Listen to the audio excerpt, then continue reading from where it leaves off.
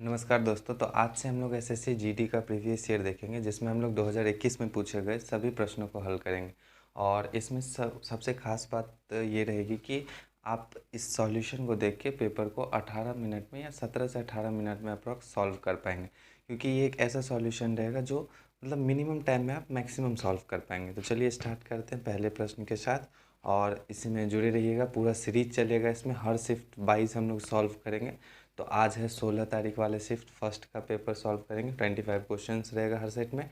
आप वीडियो को पहले पॉज करेंगे, खुद ट्राई करेंगे और फिर सॉल्यूशन देखेंगे। तो चलिए स्टार्ट करते हैं।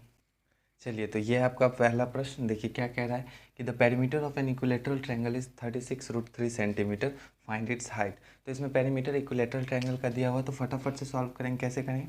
पेरीमीटर, अच्छा, इक्विलेटरल ट्रायंगल का हर साइड इक्वल होता है, आपको पता होगा ए होता है तीनों साइड। तो इसका पेरीमीटर कितना होगा? 3 होगा। और 3 का मान कितना दिया हुआ? 36√3 दिया हुआ। तो ए यहाँ से कितना आ जाएगा बता सकते हैं? 12√3। क्लियर है बात? अच्छा, अब यहाँ से पूछ क्या रहा? हाइट। तो इसके हाइट का फॉर्मूला आप लोगों को पता होगा कि एच ऑफ इक्विलेटरल ट्रायंगल कितना होता है?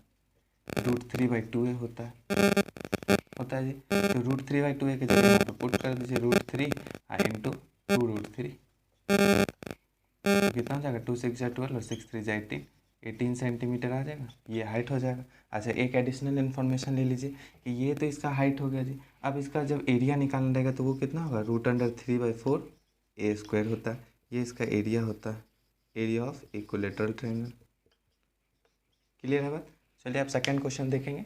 सबसे पहले आप लोगों को यही करना है कि पॉज करना है वीडियो को, फिर सॉल्व करना है खुद से, एंड देन इस सॉल्यूशन को देखना है। ठीक है, चलिए दोस्तों, तो अब देखेंगे हम लोग क्वेश्चन नंबर 2, जो कह रहा है कि a person crosses a 1600 metre long street in 4 minutes, what is is speed in kilometre per hour. तो स्पीड निकालने का तो सबसे आसान फॉर्मूला होता है speed equals to distance upon time. अच्छा, टाइम का आपको बेसिक यूनिट पता होगा, सेकेंड में लिखते हैं। यहाँ पे 1600 मीटर तो लिखा हुआ है, लेकिन टाइम क्या है? मिनट में है। तो मिनट को जब सेकेंड में चेंज करेंगे तो 240 सेकेंड्स आएंगे। और किलोमीटर पर आवर में लिखना है तो यहाँ से क्या लिखेंगे? 18/5 लिखेंगे। जब हम इसको सॉल्व करेंगे तो कितना आएगा? 0 से 0 कट, 6 3 जा 6 4 जा 4 4 जा 16 एंड 5 8 जा। तो यहाँ से कितना आ गया? 24। और 24 इसका क्या होगा? किलोमीटर पर आवर में इसकी स्पीड थी। ये बात क्लियर है यहाँ से?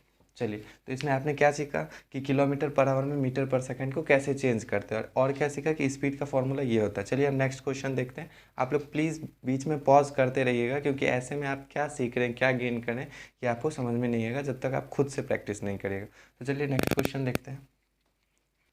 नेक्स्ट सवाल है आपका क्वेश्चन नंबर 3। आप लोग प्लीज़ पहले करेंगे। क्या करें कि a chair is sold for ₹720 after giving a discount of 10% on its mark price. The CP of a chair is 640। If it is sold at the mark price then profit percent will be. यानी किसी chair को 720 में बेचा गया, जो कि 10% discount देने के बाद। यदि उस चेयर का सीपी यदि 640 है, तो उसे यदि मार्क प्राइस पे बेचा जाए तो उसे कितना परसेंट का प्रॉफिट होगा। आई होप आपको ये सवाल आता होगा। मैंने 4 ऑप्शंस भी दिए हैं, आप लोग पहले इसे पॉज करके करें, फिर मैं आगे बताता हूँ। देखिए, जब ये 10% प्रॉफिट कह रहा है, यानी 10% प्रॉफिट कहने का क्या सेंस है? 1/10। यानी 10 का कोई वस्तु था जिसपे 1 का उन्होंने डिस्काउंट दिया, यानी 10 का कोई था जिसे 9 में बेचा गया है। 1 का ये डिस्काउंट हमने दिया, बेचा कितना गया हमें? 720 में बेचे हैं हम लोग, यानी 9 का वैल्यू 720 दिया हुआ है। यानी 9 कितने बार में आएगा? ये 9 8 जा, यानी 80 बार में ये कट रहा है। तो 10 को भी 80 से करेंगे तो ये इसका क्या आएगा बता सकते हैं? ये मार्क्ड प्राइस आएगा, क्योंकि हमने मार्क्ड प्राइस पे इसे डिस्काउंट दिया था और ये हमने सेलिंग प्राइस लिखा था। चलिए, अब कह रहा है कि यदि इसे मार्क्ड प्राइस पे बेचा जाए, जिसका सीपी हमें दे रखा है 640, आप हमें बता सकते हैं कि कितने का ये प्रॉफिट ले रहा है। तो आप कहेंगे जी कि 160 का प्रॉफिट ले रहा है। अच्छा, प्रॉफिट या लॉस किस पे होता है? वो सीपी पे ही होता है। तो 160 का प्रॉफिट हो रहा है 640 पे, तो प्रॉफिट कितने का होगा बता सकते हैं आप यहाँ से? 16 4 जा, और 4 से ये 25 बार में, यानी 25% का ये प्रॉफिट लेगा। ऑप्शन आपका क्या हो जाएगा? डी। चलिए आप नेक्स्ट क्वेश्चन देखते हैं। चलिए, तो क्वेश्चन नंबर 4 बहुत ही ईजी है, सिंप्लीफिकेशन का क्वेश्चन है। आप लोग इसे खुद भी सॉल्व कर सकते हैं, लेकिन मैं आंसर कंफर्म करने के लिए इसे भी सॉल्व कर रहा हूँ। चलिए, तो ये कह रहा है कि 12% ऑफ 4% ऑफ 7% ऑफ 2 इंटू 10⁶। तो आप यहाँ से सिंपली कह सकते हैं, यदि मैं सॉल्यूशन यदि बोर्ड पे ही करना चाहूँ, मतलब क्वेश्चन के अंदर ही सॉल्यूशन करूँ, तो परसेंटेज है तो नीचे 2 जीरो आएगा। तो इस परसेंटेज का 2 जीरो, इस परसेंटेज का 2 जीरो और इस परसेंटेज का 2 जीरो, 6 जीरो होगा। जो इससे कट जाएगा, क्योंकि सब नीचे डिवाइड में आएगा और ये मल्टीप्लाई में है, तो ये कट जाएंगे। अब मेरे पास बच कितना गया, 12 इंटू 4 इंटू 7 इंटू 2। अब इसे फाइनली आप मल्टीप्लाई करेंगे तो ये उत्तर आपका आ जाएगा। यदि आपने मल्टीप्लाई किया होगा तो आपको भी सेम उत्तर आएगा। आप लोग कंफर्म करने के लिए खुद भी मल्टीप्लाई कर सकते हैं। चलिए अब नेक्स्ट क्वेश्चन देखते हैं, इजी था ये। देखिए आगे क्वेश्चन, दूसरा क्वेश्चन देखते हैं, 5th नंबर क्वेश्चन हमारा।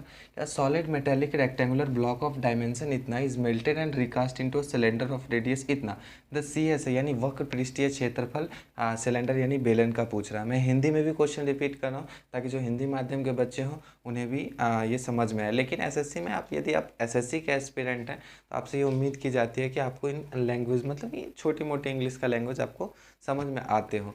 तो यदि नहीं आ रहा है तो ये भी दिक्कत की बात है, तो आप लोग इस पर भी काम कर सकते हैं। चलिए क्वेश्चन कह रहा है कि मेटेलिक रेक्टेंगुलर है, तो मेटेलिक रेक्टेंगुलर है तो इस दोनों का वॉल्यूम तो इक्वल होगा, क्योंकि हमने सिलेंडर से ही रेक्टेंगुलर ब्लॉक बनाया। तो यदि सिलेंडर से ही रेक्टेंगुलर ब्लॉक से ही सिलेंडर बनाया है तो इसका वॉल्यूम क्या बता सकते हैं आप, 112 इंटू 44 इंटू 25।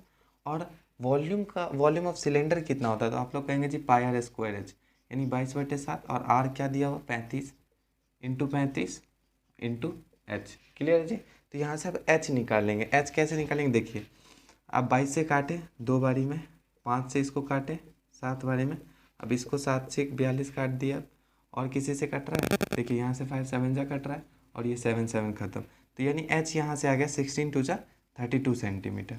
अब यहाँ से क्या पूछ रहा है, the CSA of cylinder is. अब CSA आपको याद होना चाहिए, सिलेंडर का CSA क्या होता है, 2πRh होता है सिलेंडर का CSA, यानी 2 into 22/7 into H 35 into H कितना है 32। अब जब इसको आप मल्टीप्लाई करेंगे 7 5 जा 35, और जब इन सारी चीज़ों को मल्टीप्लाई करेंगे तो फाइनली 7040 सेंटीमीटर स्क्वायर आ जाएगा। तो इस क्वेश्चन से आप, सिंगल क्वेश्चन से 3 फॉर्मूले सीख रहे हैं। एक तो वॉल्यूम ऑफ रेक्टेंगल क्या होता है, L into B into H, जो कि आपको याद होंगे जनरली में। एक जो नया है वो वॉल्यूम ऑफ सिलेंडर होता है, जो वॉल्यूम ऑफ सिलेंडर होता है πr² इंटू एच होता है। और तीसरा क्या सीख रहे हैं, CSA 2πRh होता है। एक नया चीज़ भी आप नोट कर लेंगे क्योंकि SSC इस पर भी सवाल पूछती है, TSA ऑफ सिलेंडर क्या होता है, TSA ऑफ सिलेंडर। तो ये कुछ भी नहीं होता, 2πRh तो होता ही है, और जो ऊपर नीचे का दोनों का हम लोग सर्कल छोड़ देते हैं सिलेंडर का, उस दोनों का एरिया भी 2πr² ऐड हो जाता है, और इससे एक फॉर्मूला निकल के आता है 2πr into H plus R, यही TSA होता है। तो इनसे, इस सिंगल क्वेश्चन से आप 4-5 कंसेप्ट सीखे हैं, जिससे आने वाले GD के एग्जाम में यदि कोई प्रश्न आता है तो आप उसे सॉल्व कर लेंगे। चलिए आगे देखते हैं। चलिए तो अब हम लोग नेक्स्ट क्वेश्चन देखेंगे क्या कह रहा है। ये भी सिंप्लीफिकेशन का इजी क्वेश्चन है, यदि आपको बोर्ड मार्क्स भी आ रहा है तो आप इसे नॉर्मली सॉल्व कर लेंगे, लेकिन हम अपने तरीके से देखते हैं। आपका हो सकता है तरीका चेंज हो, आप शॉर्ट में कर दें या आप और लॉन्ग कर दें। तो मैं अपना तरीका बताता हूँ, आई होप आपको पसंद आएगा। देखिए क्या कह रहा है कि 45 माइनस 3 लिख दिया हमने, 4 ऑफ 6 यानी 24 प्लस 3 4 जा 12 इंटू 6 माइनस 5 4 जा 20 और प्लस 6। यहाँ से 24 और 24 कितना हो जाएगा, 48 होगा ना, 48 हो जाएगा, और माइनस 20 इंटू 3 एंड 45 तो इधर है ही, प्लस 6 हो जाएगा। तो यहाँ से ये 28 आ जाएगा, 28 3 जा 84 होगा, माइनस 45 प्लस 6, तो 45 और 6 51 माइनस 84, तो कितना आ जाएगा माइनस 33। तो उत्तर क्या हो जाएगा, माइनस 33। चलिए आपने भी आई होप ऐसे ही किया होगा, नहीं तो और बेटर यदि आप कर पा रहे हैं तो ये और अच्छी बात है आपके लिए। नेक्स्ट क्वेश्चन देखते हैं। चलिए तो अब हम लोग क्वेश्चन नंबर 7 करेंगे। ये क्या कर रहा है कि by selling 36 metre of jute a shopkeeper gains an amount equal to the selling price of 12 metre of jute, find the gain percent. Basically इस सवाल में स्टूडेंट ऐसे में फंस जाते हैं कि इसमें गेन निकालते हैं, तो एसपी और सीपी में जो कहाँ एसपी लिखना है और कहाँ सीपी लिखना है, तो इसके 2 तरीके हैं। बेसिकली मैं आपको सबसे बेस्ट वाला सिंगल तरीका बता रहा हूँ, क्योंकि हमारे पास उतना टाइम नहीं है, हम लोग 25 क्वेश्चन मिनिमम टाइम में भी करना है। तो हम लोग क्या करेंगे कि 36 मीटर ऑफ जूट को सेल करना है, आपको गेन हो रहा है आपको। तो जब ये गेन होता है तो गेन क्या होता है आप बता सकते हैं, gain basically SP minus CP हो रहा होता है। ठीक है जी, गेन में क्या होता है, एसपी बड़ा होता है। अच्छा गेन कितने का हो रहा है, तो आप कहेंगे जी कि एसपी ऑफ 12 मीटर जूट का हो रहा, और यहाँ पे एसपी ऑफ 36 मीटर पे ही ना हो रहा होगा, जितना आप बेचेंगे उतना ही पे गेन होगा, और सीपी भी 36 मीटर का ही लेगा, ये CP of 36 metre of jute. इतना बात क्लियर है। जब ये 12 उधर जाएगा तो और सीपी इधर आएगा तो प्लस हो जाएगा, सीपी ऑफ 36 ऐसे लिख सकते हैं, और जब उधर जाएगा तो क्या हो जाएगा, SP of 24 metre of jute हो जाएगा। यहाँ से यदि आप सीपी बटे एसपी निकालेंगे इसका रेशियो, तो क्या आएगा 24/36, यानी कितना हो जाएगा 12 4 जा 12 3 जा, 2/3, यानी 2 का समान था और 3 में बेचा गया। 2 उसकी सीपी है और एसपी कितनी है 3, यानी ये 1 का प्रॉफिट ले रहा है। 1 का प्रॉफिट ले रहा है, कितने पे ले रहा है 1 का प्रॉफिट, तो आप कहेंगे जी कि 2 पे 1 का प्रॉफिट ले रहा है, तो 100 पे कितने का लेगा बता सकते हैं, 50% का लेगा। यही आपका उत्तर, आप ऑप्शन नंबर 1। आई होप आपको ये सॉल्यूशन भी समझ में आएगा। देखिए कुछ नहीं है, गेन आपको पता है एसपी माइनस सीपी होता है, वहीं पे यदि बोल देता है कि यहाँ पे लॉस हो रहा है, लॉस ऑफ मतलब एसपी ऑफ 12 मीटर या सीपी ऑफ 12 मीटर, तो यहाँ पे लॉस लगाते सीपी माइनस एसपी लिखते और फिर क्वेश्चन में प्लस माइनस का साइन इधर उधर होता।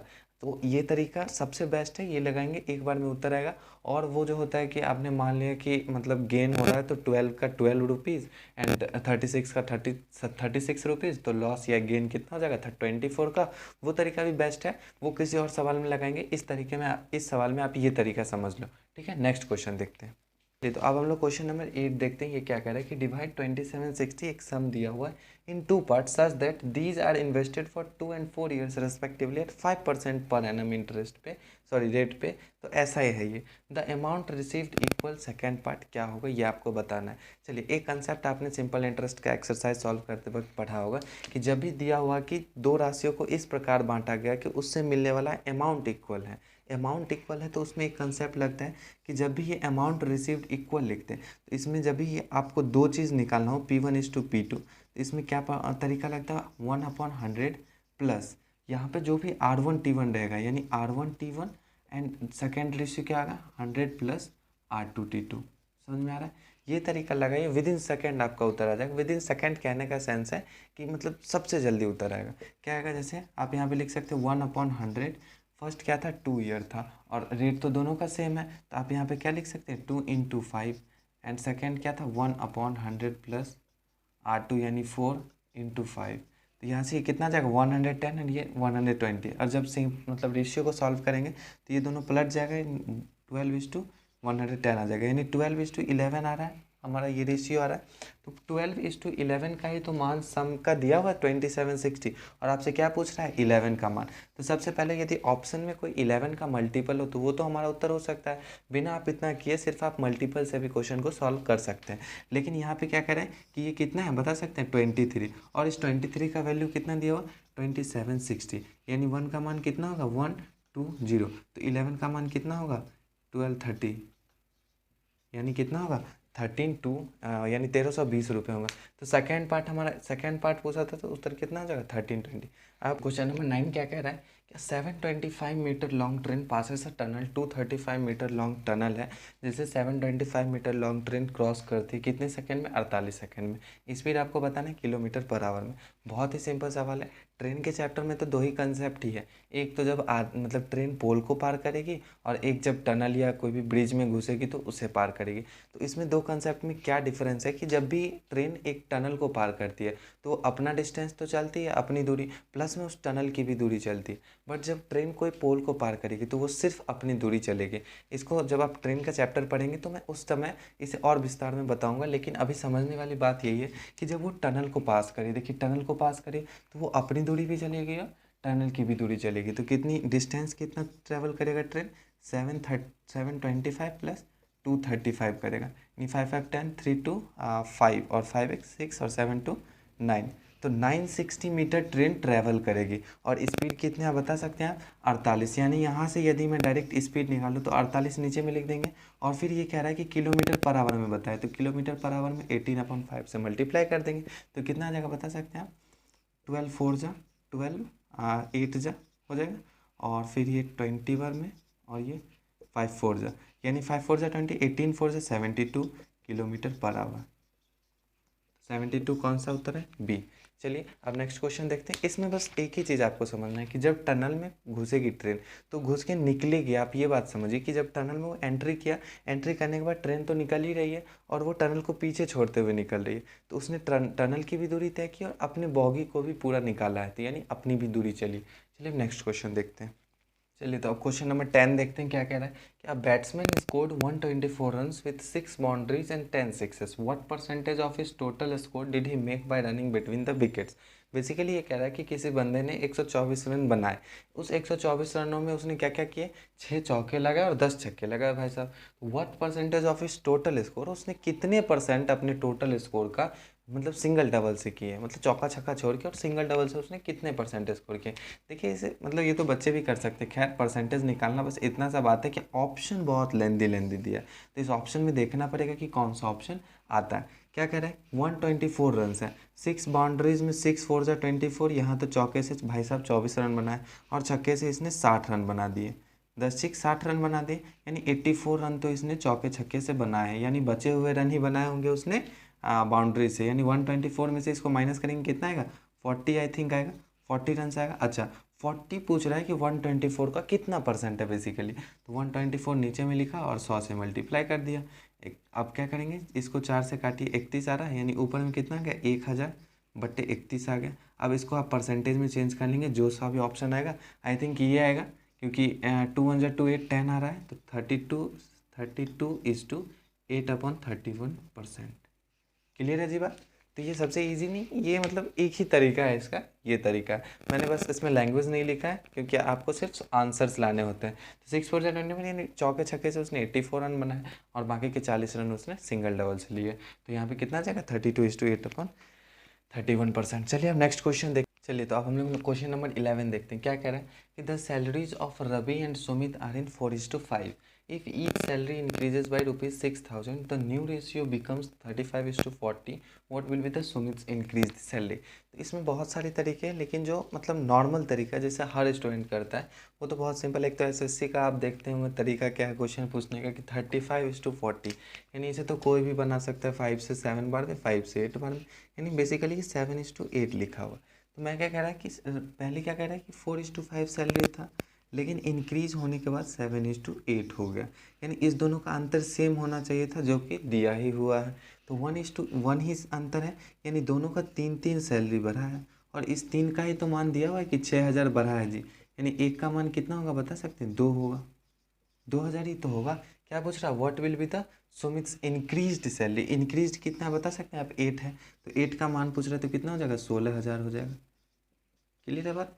तो ये तो बहुत इजी था, इसमें बस आपको यही ध्यान रखना है कि इसके अंतर को हमेशा सेम करेंगे, सिर्फ एज वाला जो जैसा सवाल होता था सेम उसी पैटर्न का। तो आपको सिर्फ क्या ध्यान रखना है कि आंसर मतलब अंतर इस दोनों का सेम करना है, क्योंकि रेशियो बराबर में बढ़ रहा है, तो जब बराबर में बढ़ रहा है तो पहले जितना अंतर था उतना ही अभी भी अंतर रहेगा। चलिए तो नेक्स्ट क्वेश्चन देखते हैं क्या कह रहा है। Question number 12, Annu is 4 times as good as Binni, यानी अन्नू की इफिशियंसी जो है बिन्नी से 4 गुना अधिक है। Annu is 4 times as good as When in completing a task together they finish the same work in 7 hours, Annu alone कितने दिनों में उस काम को करेगी।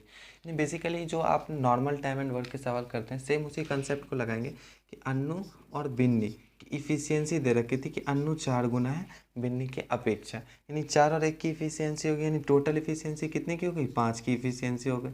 अच्छा दोनों को समय लगता था, यदि साथ में करती तो 7 घंटे लगते, यानी टोटल वर्क यदि मैं पूछूं कि टोटल वर्क कितना था, टोटल वर्क कितना हो जाएगा बता सकते हैं आप लोग, तो 7 × 5 हो जाएगा, क्योंकि टोटल 7 आवर्स लगते तो दोनों को साथ में, और दोनों की एफिशिएंसी 5 था, दोनों का सम, यानी 7 × 5 टोटल था, टोटल वर्क 35 था। और अन्नू बोल रहा है अलोन में, तो अन्नू की एफिशिएंसी कितनी है 4 है, तो 7 5 से 35 और 4 की एफिशिएंसी से 35/4 दिन में अन्नू अलोन करेगी इस काम को। क्लियर है। ये तो मौखिक होने वाला सवाल था, मैंने फिर भी बता दिया। कंसेप्ट यदि क्लियर ना हो तो कोई भी सवाल करने में आपको कठिनाई आएगी। तो सबसे पहले आपका काम है कि हर मतलब जितने भी चैप्टर एसएससी के सिलेबस में है उन सब से आप एक बार गो थ्रू हो जाए, ताकि आपको नॉलेज हो कि जिसमें इफ़िशियंसी है तो उसको कैसे मल्टीप्लाई करके टोटल वर्क निकाल लेंगे, फिर टोटल वर्क निकालने के बाद अन्नू का पूछ रहा है तो उसके इफ़िशियंसी से डिवाइड कर देंगे। तो चलिए नेक्स्ट क्वेश्चन देखते हैं। कह रहा है क्वेश्चन नंबर 13 कि PQR किसी काम को 10 20 और 30 दिनों में कर सकते हैं जो जब वो अकेले काम करेंगे। How soon can the work be completed if P is assisted by Q and R on alternate days. SSC का ये बहुत फेवरेट सवाल है कि वो हमेशा अल्टरनेट डेज पे कुछ अच्छे सवाल भी पूछते हैं। ये तो खैर नॉर्मल सवाल है। ये क्या कह रहा है देखिए, सवाल को समझना भी अपने आप में एक बड़ी बात है कि PQR किसी काम को यदि वो अकेले करते तो 10 दिन 20 दिन और 30 दिनों में कर सकते थे। ये तो आपको पता होगा कि इसका एलसीएम लेते हैं, एलसीएम कितना हो जाएगा 60 हो जाएगा, 10 6 जा 23 जा और 32 जा, तो ये इसकी इफ़िशियंसी आ गई, PQR की इफ़िशियंसी आ गई। अच्छा अब कह रहा है कि P को यदि असिस्ट किया जाए, यानी P को साथ रखा जाए, एक दिन Q के साथ और एक दिन R के साथ अल्टरनेटिवली, यानी एक दिन तो P+Q करेगा और फिर अगले दिन P+R करेगा, फिर P+Q करेगा, फिर P+R करेगा। तो कैसे काम करा आप बता सकते हैं, P+Q एक दिन काम किया 1 डे, और फिर कौन आ गया, p प्लस आर आ गया, क्योंकि अल्टरनेटिवली तो p के साथ ही काम कर रहा है। तो एक दिन में p प्लस क्यू कितना काम कर देगा, 9 काम कर देगा, और क्यू p प्लस आर कितना कर देगा, 8 काम कर देगा। यानी 2 दिनों में यदि आप देखें तो 9 8 17 काम हो रहा है। अच्छा, कराना कितना था, 60 काम करा था, तो 70 के टेबल में 60 के करीब का मल्टीपल लेंगे, तो 17 3 जा आप देखेंगे तो 51 होगा, यहाँ भी 3 से गुना हो जाएगा, तो कितना होगा, 6 दिनों में 51 काम हो जाएगा।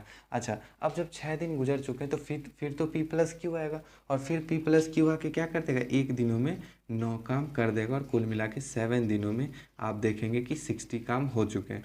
यानी इसका उत्तर क्या हो जाएगा, 7 दिन। 7 दिनों में 60 काम पूरे हो चुके हैं। तो इसका कंसेप्ट इतना है कि ये तरीका यदि आपको आ गया कि p प्लस क्यू किसी काम को एक काम मतलब एक दिनों में 9 काम करेंगे, फिर p प्लस आर एक दिन में 8 काम करेंगे, तो 2 दिनों में 17 काम हो जाएगा। फिर दोनों तरफ 3 से मल्टीप्लाई कर लिया तो 51 आ गया, यानी 6 दिनों में 51 काम हो गया, 6 दिन में 51 काम हो गए। फिर एक दिन में p प्लस क्यू आया, 9 काम करके चला गया, यानी काम खत्म हो गया। चलिए अब नेक्स्ट क्वेश्चन देखते हैं। क्वेश्चन नंबर 14 देखते हैं। 14 क्या कह रहा है कि the number of student in class 9th and 10th is 42 and 45, यानी टोटल नंबर्स ऑफ स्टूडेंट दिए हुए हैं कि 42 और 45 है 9 और 10 में। The ratio of number of boys to girls in 9th, यानी 9th में रेशियो ऑफ क्या है, लड़कों और लड़कियों में 9:5, और 10th में ये रेशियो 8:7 है। तो what is the difference between the total number of boys and girls, यानी 9th और 10th को मिला के लड़के और लड़कियों की संख्या में क्या अंतर है। तो बहुत सिंपल है, इसका सॉल्यूशन कैसे करेंगे, देखिए एक तो पहले आप 9th में देखेंगे कि कितने लड़के हैं और कितने लड़कियां हैं, तो क्या होगा, 9th में रेशियो क्या था, तो 9:5 था, यानी 14, यानी इसका सम कितना है, 9 5 14 हो गया। इस 14 का वैल्यू कितना है, 42, यानी एक का मान कितना हो गया, 3 ही हो गया, यानी 9 का मान कितना होगा, 27, और 5 का मान कितना होगा, 15। यानी यहाँ पे यदि अंतर देखें लड़के और लड़कियों में तो कितना आ गया, 12 अंतर आ चुका है। अब हम क्लास 10th में देखते हैं, इसी दोनों के अंतर को सम कर देंगे, उत्तर आ जाएगा। 10th में रेशियो क्या दिया हुआ है, 8:7 दिया हुआ है, 8:7 यानी 15, और 15 का वैल्यू कितना दिया हुआ, 45 दिया हुआ, यानी 45 यानी 1 का मान कितना हो गया, 3 हो गया, यानी 8 का मान कितना होगा, 24, और 7 का मान कितना होगा, 21, यानी यहाँ पे अंतर आ गया 3, तो अंतर 3 आ गया, और यहाँ पे 12 आया था, तो कुल अंतर कितना आ गया, 15 अंतर आ गया। यही इसका उत्तर होगा।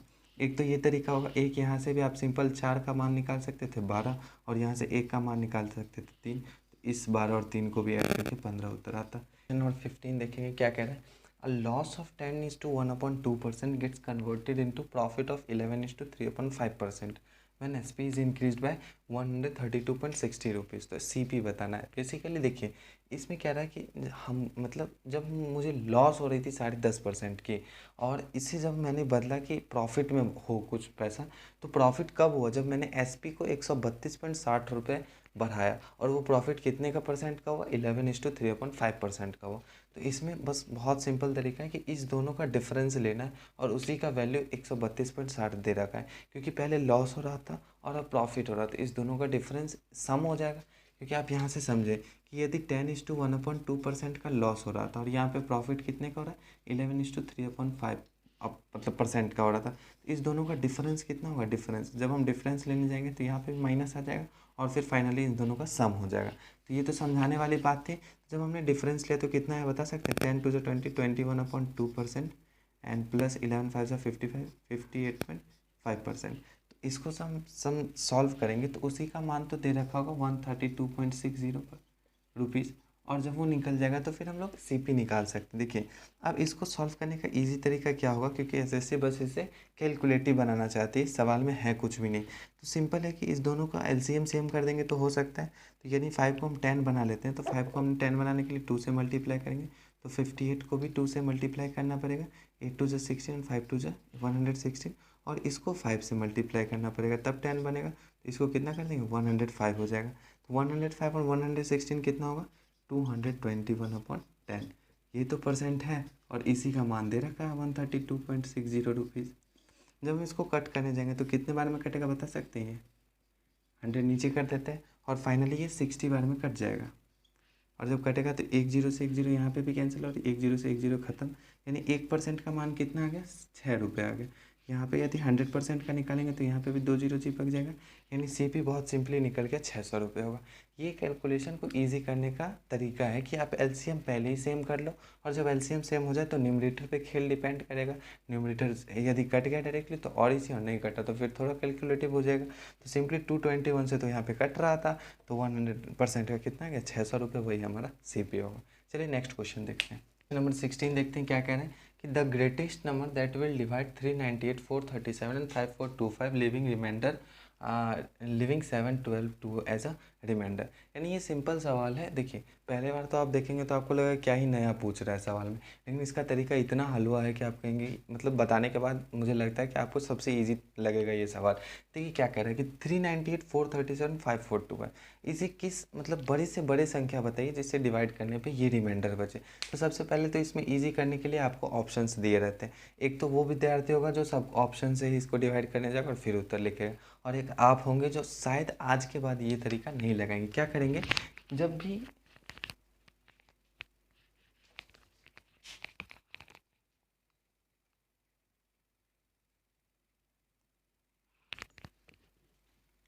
जब ये रिमाइंडर दे रखा है आपको, तो उस रिमाइंडर को आपको क्या करना पड़ेगा, इससे माइनस करना पड़ेगा। जो भी संख्या होती है, मान लीजिए मैं कह रहा हूँ कि 9 को 2 से डिवाइड करने पे 1 रिमाइंडर बच रहा है, तो 1 रिमाइंडर बच रहा है, तो यदि मैं 9 में से 1 को माइनस कर दूंगा तो वो संख्या 2 से पूरी पूरी विभाजित हो जाएगी।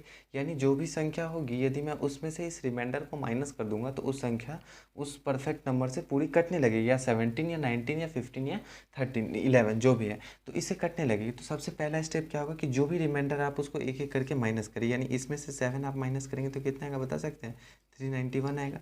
और इसमें से जब 12 माइनस करेंगे तो कितना आएगा, 425 आएगा। कितना आएगा, 425 आएगा 12 माइनस करेंगे, और इसमें से करेंगे तो 5423 आएगा। अच्छा, इसके बाद भी आपको ये चीज़ थोड़ा कठिन लग सकता है कि अब मैं इसमें से सभी को डिवाइड करूँगा क्या, कि 17, 19, 13, 15, 11, तो सबसे डिवाइड करने तो आप नहीं जाएंगे। तो सबसे इजी तरीका क्या होगा कि आप इस दोनों का डिफरेंस ले लें, या इस दोनों का डिफरेंस ले लें, और उस डिफरेंस को देखें कि किस ऑप्शन से वो डिफरेंस कट रहा है। और जब कोई दो ऑप्शन से वो डिफरेंस कटने लगेगा तो उसमें ये कह रखा है कि द ग्रेटेस्ट नंबर आपको बताना है। तो इस दोनों का डिफरेंस कितना होगा, 25 और 9 34 होगा। अच्छा, इस 34 को आप देख सकते हैं कि किस संख्या से कट रही है, तो आप कहेंगे जी कि 17 से कट रही है, तो आंख बंद कीजिए और 17 उत्तर मार दीजिए, और बिल्कुल सही जवाब होगा। क्योंकि इसमें बस इतना ही कॉन्सेप्ट था कि उस रिमाइंडर को उस नंबर से माइनस करना है, और उसे माइनस करने के बाद देखना है आपको कि वो किस नंबर से कट रही है। तो फाइनली आपको पता चलेगा कि 34 17 से कटेगी, और मिनिमम टू मिनिमम किसी ऑप्शन में नहीं कट रही है, तो 17 आंसर होगा। चलिए नेक्स्ट क्वेश्चन देखते हैं। चलिए तो क्वेश्चन नंबर 17 देखते हैं क्या कह रहा है। Average of two number is 13 and the square root of their product is 12, then the difference between the number. ये तो आप मतलब एक थिंकिंग, यानी यदि आपकी कैलकुलेशन स्पीड है तो इसे आप मौखिक कर सकते हैं। यदि कैलकुलेशन नहीं भी स्पीड है तो आप 2-3 बार इसे मल्टीप्लाई करके आंसर गेस कर पाएंगे कि क्या होगा।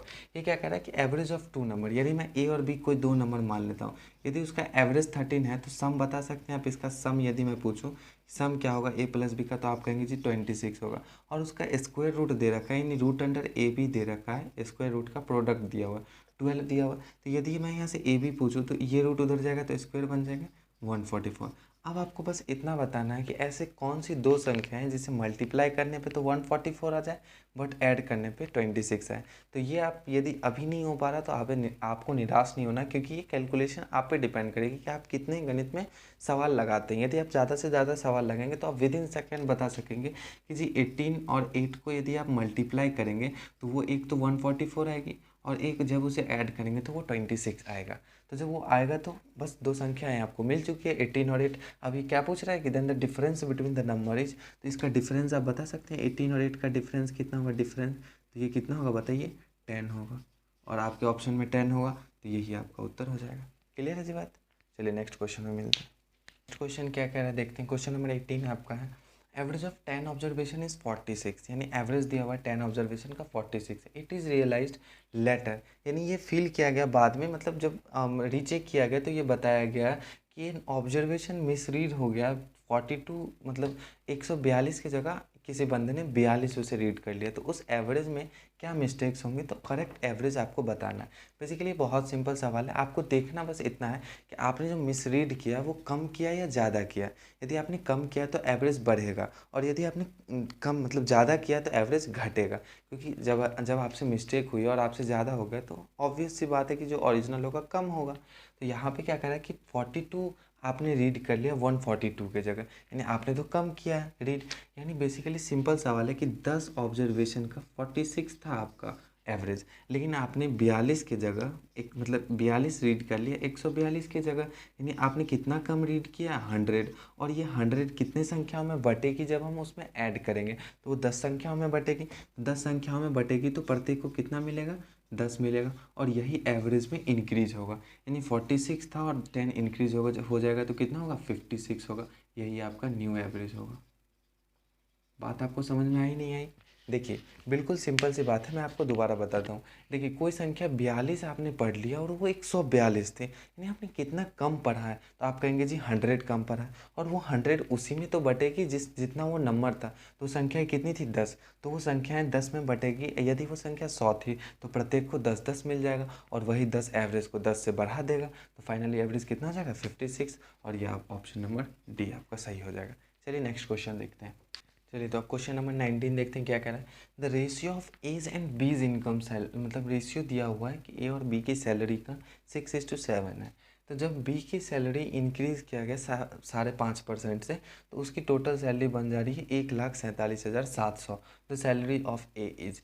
बेसिकली बहुत सिंपल सवाल है, इसमें बस कैलकुलेशन ये दिया है कि जब 6:7 था, तो अब आपको पता होगा कि कोई भी चीज़ यदि 10 के फॉर्म में रहे या 100 के फॉर्म में रहे तो उसका सॉल्यूशन करना इजी हो जाता है एज़ कम्पेयर टू वो सिंगल डिजिट में। तो हमने इसे मान लिया 70 और 60 मान लिया। तो अब ये कह रहा है कि जी बी की सैलरी, ये तो बी था और ये ए था। अब ये कह रहा है कि बी की सैलरी में 5.5% यानी इसका 5.5% इंक्रीज हो रहा, और इसका 5.5% यदि आप निकालने जाएंगे तो कितना होगा 5.5 3.85 होगा। 3.85 यदि वो इंक्रीज़ करेगी तो कितना हो जाएगा 73.85। और ये तो जी सेम रहेगा क्योंकि ए में तो कोई इंक्रीज़ नहीं हुआ। तो ये कितना इंक्रीज़ हो रहा है आप बता सकते हैं? तो इंक्रीज़ होने के बाद बी का सैलरी 1,47,700 है, तो यहाँ पे लिख लेंगे 1,47,700। जब इससे मल्टीप्लाई करने गए तो ये तो 2000 बार में पूरा कट रहा है, आप देख पा रहे होंगे। जब ये 2000 बार में कट गए यानी एक का मान 2000 आ चुका है, तो 60 का मान कितना होगा बता सकते हैं? 60 दूनी 120 और 120 पे 3 जीरो। सिंपल है बात। तो यानी 1,20,000 सैलरी होगी ए की तो कम ही होगी क्योंकि बी की तो इंक्रीज़ की है। तो इससे आप समझ पा रहे हैं इसमें हमने कुछ भी नहीं किया। देखिए आपने ये 70 क्यों लिखा मैंने, ताकि इसका 5.5% निकालना ईजी हो। आपका मान आप यहाँ पे 700 भी लिख सकते हैं और उसके बाद 338.5 इंक्रीज़ हो जाएगा। तो ये आप पे डिपेंड करता है कि आप कैलकुलेशन को और कितना ईजी कर सकते हैं। मेरा ध्येय बस इतना नहीं है कि मैं आपको सॉल्यूशन करवा दूँ, मेरा ध्येय ये भी है कि मैं आपको सॉल्यूशन ईजी रखूँ, आपके सॉल्यूशन को इतना मतलब ईजी कर दूँ कि आप जब पेपर में बैठे तो आप हार्ड तरीके में ना जाए, क्योंकि इस सॉल्यूशन तो आप करते चले जाएंगे 7 में 0.385 इंक्रीज़ करवा रहे हैं, फिर 60 मतलब 6 लिख रहे हैं उसकी जगह पे, तो वो थोड़ा हार्ड पड़ जाएगा। चलिए तो अब नेक्स्ट क्वेश्चन करते हैं। ये क्या कह रहा है, the certain sum amounts to ₹9982.50 in 2.5 साल at 12% per annum interest compounded 10 monthly. The sum is, यानी सिंपली दिया हुआ अमाउंट आपको दिया हुआ और ये डेट पता है कि 12% से 2.5 सालों में ये सम हुआ है इतना, तो यानी आपको सम बताना है। देखिए एक तो तरीका है कि आप फॉर्मूले से करें, और उस फॉर्मूले से यदि आप करने जाएंगे तो आपके एक सवाल में लगभग से लगभग 2.5 से 3 मिनट आपको लग जाएंगे। लेकिन इस ऐसे सवालों को करने का सबसे बेस्ट तरीका जो होता है, आपको ये पता होना चाहिए कि रेट से कैसे खेला करते हैं। खेला करने का सेंस क्या है कि ये पर एनम लिखा हुआ नहीं लिखा हुआ है, यानी ये 12 मंथ में आपको ये क्लियर कर रहा है कि ये 12% रेट ले रहा है। यानी यदि ये 10 मंथली लगा रहा है, यानी 10 मंथली लगा रहा है तो वो 10 मंथ में कितना रेट लगेगा 10% रेट लगेगा। अच्छा अब 10% रेट लग रहा है, 2.5 साल में कितने मंथ होंगे, तो 2.5 साल में आप कहेंगे जी 30 मंथ होंगे। तो जब 30 मंथ होंगे तो 10% से 30 मंथ में 3 ही साल तो लगेंगे भाई साहब। 3 साल यदि लगेंगे तो अब बस सिंपल सी बात है कि 99 82 3 सालों में 10%, यानी एक साल में 10 से 11 हो रहा होगा वो सब। सिंपल इंटरेस्ट में दूसरा तरीका होता है, कंपाउंड इंटरेस्ट में आप एक मान चलिए सक्सेसिव की तरह कंपाउंड इंटरेस्ट वर्क करता है। मैं ये कह रहा हूँ कि एक साल में कोई अमाउंट 10 से 11 होगी, और बात कितने की थी, आप कहेंगे जी 10% के हिसाब से 30 मंथ तक बात चल रही थी, तो 30 मंथ में तो ये 3 बार ही मिलेगी ना भाई। 3 बारी मिलेगी, यानी 30 मंथ यहाँ पे 3 ईयर की तरह काउंट होगा। यानी 1 साल की बात करूँ तो मैं ये था, तो 10 की क्यूब यदि कर दूंगा तो 3 सालों में ये भी 11 की क्यूब हो जाएगी। सक्सेसिव की तरह मैंने सबसे पहले बात बोली थी कि कंपाउंड इंटरेस्ट एक सक्सेसिव परसेंटेज जैसे आप यूज़ करते थे वैसे ही यूज होती है। तो मैं यहाँ पे ये कह सकता हूँ कि यहाँ पे 1 पे 3 जीरो आ जाएगी, और यहाँ पे कितना आएगा 1331 आएगा, और इस 1331 का मान कितना दिया हुआ 9982.50 दिया हुआ है। और जब आप इसको सॉल्व करने जाएंगे तो ये 7.5 बारी में कटेगा, तो यहाँ पे इसका मान कितना जाएगा 7500 आ जाएगा। ये कैलकुलेशन को आप मतलब विद इन 1 मिनट आप इस तरीके से सवाल को सॉल्व कर सकते हैं। ठीक है, देखते हैं अगला सवाल। तो अब क्वेश्चन नंबर 21 देखते हैं। 9 डिजिट नंबर 89563x है 87, मतलब एक 9 डिजिट नंबर है जिसे डिविजिबल है 72 से। तो वहाँ पे आपको √7x-3y का वैल्यू बताना। सबसे पहले आप वीडियो पॉज करिए और इसे सॉल्व करिए, क्योंकि ये एक बेसिक नंबर सिस्टम का सवाल है जो कि डिविजिबिलिटी रूल पे आया है। बताइए, सबसे पहले 72 को ऐसे दो संख्याओं में तोड़ लें जिसका आपको डिविजिबिलिटी रूल पता हो, यानी 9 × 8 में इसे तोड़ सकते हैं। अब यहाँ पे संख्या लिख ले 89563x87y। जब 8 से आप चेक करने जाएंगे तो 8 से तो लास्ट के 3 डिजिट कटने चाहिए 8 से, तब वो संख्या 8 से कट जाएगी। तो 87y आपने लिखा और बट्टे में 8 लिखा। यहाँ से काटने का 8 1 जा 8, और यहाँ पे जब जीरो देंगे और 8 9 जा 72 डायरेक्ट लिख सकते हैं। 8 9 जा 72, यानी y की जगह बस यहाँ पे 2 रहता तो खेला ख़त्म था, डायरेक्ट कट जाता संख्या। तो बस यहाँ पे y की जगह क्या रख देंगे 2 रख देंगे। तो एक तो मान आपको y का पता चल गया। अच्छा, 9 से कोई संख्या कब डिविजिबल होता है, जब उसका सम 9 से कट जाता है। तो इसके सम को 9 से अब क्या सबके सम को जोड़ने लगेंगे उतने बड़े संख्या को? नहीं जी, हम देख लेंगे कौन कौन संख्या डायरेक्ट 9 से कट रही है। तो एक तो 9 कट रही है, 6 3 9 कट रही है, 7 2 9 कट रही है, और 8 8 16, और 16 और 5 21, और 21 में एक सिंगल डिजिट ऐसा बचाइए जिसे ऐड करने पे तो x कितना आ जाएगा 6 आ जाएगा, क्योंकि 21 में जब 6 ऐड करेंगे तो 27 होगा, और 27 9 से कट जाएगी, यानी x की जगह आपको पता चल गया 6 आएगा। तो जब 6 आएगा तो बस यहाँ पे पुट कर लीजिए, कितना आएगा √7 × 6 - 3 × 2, कितना होगा 7 6 42, और 3 2 6, यानी कितना 36, यानी 6 आ जाएगा। ये 6 आपका ऑप्शन बिल्कुल सही हो जाएगा।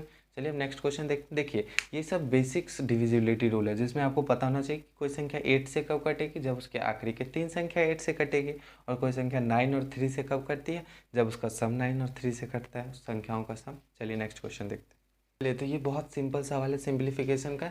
एक तो जीडी में आप ये बात तय करके जाइए कि 2 सवाल सिंप्लीफिकेशन के आएंगे। आपके कंसेप्ट इतने क्लियर होने चाहिए कि एक बार में आंसर सही आए, और एक बार में आंसर तभी सही आ सकता है जब आप प्रैक्टिस में रहेंगे, और प्रैक्टिस आपको वीडियो पॉज करके ही करना पड़ेगा। अदरवाइज मैं सॉल्यूशन बताता जाऊँगा, आप नोट नहीं करेंगे प्लस में प्रैक्टिस नहीं करेंगे तो एग्ज़ाम में कोई बेनिफिट नहीं होगा। चलिए देखते हैं क्या होगा इसका सॉल्यूशन। सबसे पहले मल्टीप्लाई जहाँ जहाँ आते जाएगा वो करते जाएंगे। 7 3 21 + 5 लिखेंगे, और -6 हमने यहाँ पे किया, तो यहाँ डिवाइड है तो 3 2 6 यहाँ पे आप डिवाइड कर पाएंगे, और -9 लिखा, और 5 9 45 हो जाएगा, और 9 × 4 -45 हो जाएगा। पहला स्टेप क्लियर है। अब देखिए 21 5 26 किया, और 26 में से 2 गया 24, और 24 - 9 किया, और फिर +36 और -45 किया। यहाँ से आप देख पाएंगे कि 45 और 9 कितना हो जाएगा 54, और 36 और 24 कितना हो जाएगा बता सकते हैं? 6 4 10, 3 2 5 1 6, और -45 और 54 हो जाएगा। तो 60 में से 54 जाएगा तो कितना होगा 6 होगा, और यही आपका आंसर होगा। तो ये चीज़ें प्रैक्टिस से ही आती है, नहीं तो अदरवाइज में क्वेश्चन आपने इतना कर लिया, पता चला ऑप्शन वाला उत्तर ही नहीं आया, फिर आप दोबारा करने जाएंगे फिर वो टाइम वेस्ट करेगा। तो जहाँ पे आपको 30 सेकंड लगाना था 25 सेकंड लगाना था, वहाँ पे आप 3 मिनट लगा रहे हैं। ये चीज़ प्रैक्टिस से ही आएगी। चलिए मिलते हैं नेक्स्ट क्वेश्चन देखते हैं। नंबर 23 देखते हैं ये क्या कह रहे हैं। TV is available for ₹14,500, the price came down to ₹11,890 during the Diwali and find discount percentage. Basically ये कह रहा है कि दिवाली के टाइम पे डिस्काउंट मिलेगा, तो उस परसेंटेज को आपको निकालना है। बहुत सिंपल सवाल है, इसे आप भी कर सकते हैं, प्रैक्टिस यहाँ पे आप कर सकते हैं। 14,500 था, और वो सवाल कितने में मिल रहा है 11,890। यदि यहाँ से डिस्काउंट देखा जाए तो 10, और यहाँ से 26, यानी 2610 का डिस्काउंट आपको मिल रहा है। 2610 का डिस्काउंट मिल रहा है, कितने पे मिल रहा है 14,500 पे मिल रहा है, इसी पे तो मिल रहा है जी। तो 100 पे कितना मिलेगा बता सकते हैं? 0 0 खत्म, 5 से आप काटने गए, 5 2 जा 5 9 जा, और ये कितना जा 25 25, और 1 1 5 2 10, और 5 2 10 5 2 10 आ जाएगा। कितना रहा 25 25 1 2 5 2 10 5 2 10। अब इसे जब आप काटने गए तो 29 1 जा 29 कट रहा है, और 29 और 38, तो कितना हो जाएगा 18% हो जाएगा। यहाँ पे सिंपल है, 18% क्या आ जाएगा, डिस्काउंट आ जाएगा। ये चीज़ समझ में आए। सॉल्यूशन आप इसे और भी इजी कर पाते और इसे डिवाइड करके भी। बाकी 29 एक प्राइम नंबर है तो 29 से डायरेक्ट ये सवाल कटता, नहीं तो परसेंटेज में पॉइंटों में उत्तर आता। ठीक है जी, तो सिंपल सवाल था, डिस्काउंट परसेंट निकालना सीख गए। नेक्स्ट क्वेश्चन देखिए क्वेश्चन नंबर 24 क्या कह रहा है। A shopkeeper sold an article at a gain of 20%। Had he bought 20% less and sold it for ₹10 less, he would have gain of 25%। ऐसे सवालों में जो आपको सबसे पहले नज़रअंदाज सवाल में करना है वो चीज़ है इस पैसे को नज़रअंदाज करना है, क्योंकि इस तरीके को, जिस तरीके को मैं बताऊंगा उसमें पैसे बाद में आएंगे और पहले परसेंटेज का सारा काम खत्म हो जाएगा। देखिए सबसे पहले आपको ये ध्यान रखना है कि ऐसे सवालों में 100 मानना सबसे आसान होता है। आपने मान लिया जी 100 उसका सीपी था। अच्छा, तो सवाल अब जैसे जैसे कहेगा वैसे वैसे करते जाएंगे। A shopkeeper sold an article at a gain of 20%। तो 100 का सामान था, उसने 20% गेन में बेच दिया। हैड ही बॉट 20% लेस, यदि वो 20% कम में खरीदता, यानी 20% इसे कम में खरीदता, कहने का सेंस क्या होगा, 80 में यदि वो खरीदता, मैंने क्या कहा कि 10 को इग्नोर करे और आगे बढ़े, ही वुड हैव गेन 20%। अब उसे 20% का फ़ायदा होता है, यानी इसका 1/4, इसका 1/4 कितना होगा 20, यानी 20 का फ़ायदा होता है तो यानी 100 हो जाता है ये। इसका एसपी कितना हो जाता है 100। कब, आप बीच वाला पढ़िए। If it sold it for ₹10 less, यदि उसे 10 कम में बेचता, तो यहाँ पे कितने कम में बेच रहा है, 20 कम में, और इस 20 का मान कितना दे रखा है, 10 दे रखा है। इस 100 का मान कितना हो जाएगा, 50 हो जाएगा, और यही आपका सीपी होगा। इस तरीके को आप 2-3 बार देखेंगे तो शायद आप समझ पाए। देखिए सवाल क्या कह रहा था, दोबारा से मैं बताता हूँ। A shopkeeper sold an article at a gain of 20%। तो मैंने सिंपली कहा कि आपने 100 माना और उसे गेन में बेच दिया 120 के गेन में, 20 का गेन था आपको। हैड ही बॉट 20% लेस, यदि वो 20% कम में खरीदता, कहने का सेंस 20% कम यानी 80 में खरीदता, and sold it for ₹10 less, 10 less कब, तो ही वुड हैव गेन 20%। यदि उसे 10 कम में बेचता तो उसे 25% का फ़ायदा होता। तो 25% का फ़ायदा यानी 100 का फ़ायदा, यानी 20 का फ़ायदा, यानी 100 रुपये में बेचता। कब, जब वो 20 रुपये कम में बेचता और उस 20 का मान 10 दे रखा था। तो सिंपली 100 का मान कितना हो जाएगा, 50 हो जाएगा। 20 का आधा हो रहा था तो 100 का भी आधा हो जाएगा, 50 सीपी हो गया। चलिए नेक्स्ट क्वेश्चन देखते हैं। चलिए तो अब क्वेश्चन नंबर 25 देखते हैं, ये क्या कह रहा है। A certain sum amounts to ₹13,200 in 4 years and 16,400 in 8 year at same rate percent at SI, यानी सिंपल इंटरेस्ट पे दे रहा है। The simple interest on the same sum at 10% per annum for 3:1/5 years will be. देखिए एक तो आपको ये चीज़ ध्यान रखनी है कि सिंपल इंटरेस्ट के यदि सॉल्यूशन को ईजी करना है तो आपको ये चीज़ समझनी पड़ेगी कि सिंपल इंटरेस्ट का फॉर्मूला क्या होता है। तो आप कहेंगे जी कि PRT/100, यानी मैं कहूँ तो ऐसा ही पी पे डायरेक्टली प्रोपोर्शनल है, आर पे भी और टी पे भी। यदि पी नहीं पता तो मैं ये तो कह सकता हूँ कि आर टी पे डायरेक्टली प्रोपोर्शनल है, यानी रेट और टाइम के मल्टीप्लिकेशन पे वो चीज़ डायरेक्टली प्रोपोर्शनल है, यानी रेट और टाइम का प्रोडक्ट जितना बढ़ेगा उतना ऐसा ही बढ़ेगा। तो सिंपली यदि मैं इस सवाल को करने जाऊँ तो आप कहेंगे जी कि 4 सालों में कोई सम 13,200 हो रही थी, और अगले 4 सालों में, देखिए 8 साल ये कह रहा है, लेकिन यहाँ यदि स्टार्टिंग से देखेंगे तो यहाँ से तो ये 4 साल बढ़ेगा, यहाँ से 8 साल बढ़ेगा। तो मैं यहाँ से ये कह सकता हूँ 4 साल 16,400 हो रहा था, 16,400। यदि आप बताएं कि इस 4 सालों में सिंपल इंटरेस्ट मुझे कितना मिला है, तो आप कहेंगे जी कि 3200 मिले। इस 3200 कितने में, 4 सालों में, यानी 1 सालों में कितना मिला होगा, तो आप कहेंगे जी 800 मिला होगा। तो यहाँ 4 सालों में कितना मिला होगा, 3200 मिला होगा। यानी कितना सम होगा आप बता सकते हैं, यहाँ से माइनस हो जाएगा तो यानी 10,000 सम होगा। तो ये आपका आ गया जी प्रिंसिपल। प्रिंसिपल आपका कितना आ गया, 10,000 प्रिंसिपल आ गया। क्यों, क्योंकि 4 सालों में 3200 मिल रहे थे तो हमने 4 सालों का 3200 घटा दिया है, 10,000 आ गया। अब कह रहा है कि आपको ऐसा है बताना है सेम सम पे 10% पर एनम फॉर 3:1/5, यानी 5 3 15 और 16/5 ईयर में कह रहा है, तो हम इन दोनों का मल्टीप्लाई ले लेंगे। मल्टीप्लाई कितना हो जाएगा, 5 2 10, यानी 32% यदि हम डायरेक्ट इसका निकाल दें, यानी 10,000 का 32% वही इसका सिंपल इंटरेस्ट होगा। तो मैं ये कह सकता हूँ कि 10,000 का 32% कितना होगा बता सकते हैं आप, तो आप कहेंगे जी 3200 होगा। यही इसका सिंपल इंटरेस्ट होगा और यही इसका उत्तर होगा। तो ये बहुत कम बच्चे हैं जो इस प्रकार से सॉल्यूशन करते हैं, लेकिन मैं आपको बता दूं जो इस प्रकार के सॉल्यूशन को जानते हैं वही सवाल को विद इन सेकेंड्स करते हैं, पेपर में वो 14 से 15 मिनट में भी सवाल को निपटा देते हैं। चलिए तो अगले लेक्चर में हम लोग मिलेंगे दूसरे शिफ्ट यानी 16 तारीख ही सेकेंड शिफ्ट के क्वेश्चन के साथ, और मैं जल्दी SSC CHSL का भी प्रीवियस ईयर स्टार्ट करूँगा, क्योंकि अब SSC CHSL भी पेपर स्टार्ट करने वाली है। तो मिलते हैं अगले लेक्चर में। आई होप आपको ये सारे सॉल्यूशन पसंद आए होंगे। यदि पसंद आया तो वीडियो को लाइक एंड चैनल को सब्सक्राइब जरूर कीजिएगा। Thank you.